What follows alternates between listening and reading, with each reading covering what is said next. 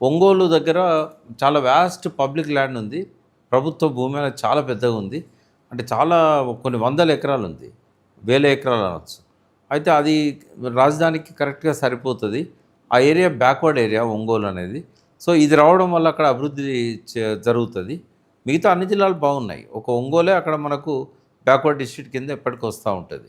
అయితే అక్కడ రాజధాని నిర్మించాలని వాళ్ళు సిఫారసు చేస్తే కాదని చెప్పి తన సామాజిక వర్గం బలంగా ఉన్న ప్రాంతంలో అభివృద్ధి అంటే ఇప్పుడు కూడా మన చంద్రబాబు నాయుడు విజన్ ఎట్లుంటుందంటే ఇప్పుడు హైదరాబాద్లో కూడా ఉమ్మడి ఆ రాష్ట్రంలో ఆయన సైబరాబాద్ హైటెక్ సిటీ ఎక్కడ పెట్టాలని ఆలోచించి అది వస్తుందా ఇంకొక కొద్ది రోజులలో ప్రకటన వస్తుందని చెప్పడానికి ముందే తన సామాజిక వర్గం వాళ్ళకి చెప్పి పెద్ద ఎత్తున భూములు కొనిపించాడు. అక్కడ జయబేరి కావచ్చు, ఇట్లాంటి నార్నే ఇవన్నీ కొనిపించి ఏం చేశాడు, అక్కడ ఇక్కడ హైటెక్ సిటీ ఇక్కడ వస్తుందని చెప్పి టెక్నాలజీ సిటీ వస్తుంది అని చెప్పి అదివరకే చెన్నైలో టైడల్ పార్క్ అని, బెంగళూరులో వైట్ హౌస్ ఇట్లా ఐటీ ఎక్కడుంటే అక్కడ డెవలప్మెంట్ ఉంటుంది.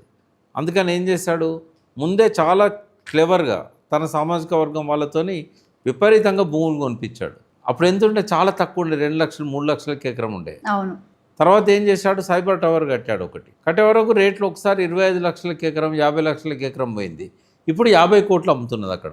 ఎవరు బాగుపడ్డారు అంటే తన సామాజిక వర్గం వాళ్లకు మేలు లబ్ధి చేకూర్చే విధంగా ఆయన ముందే తీసుకోబోయే నిర్ణయాన్ని ఆ దగ్గర వాళ్లకు, బంధువులకు, ఆ సామాజిక వర్గం వాళ్ళకు చెప్పి అక్కడ చేశాడు.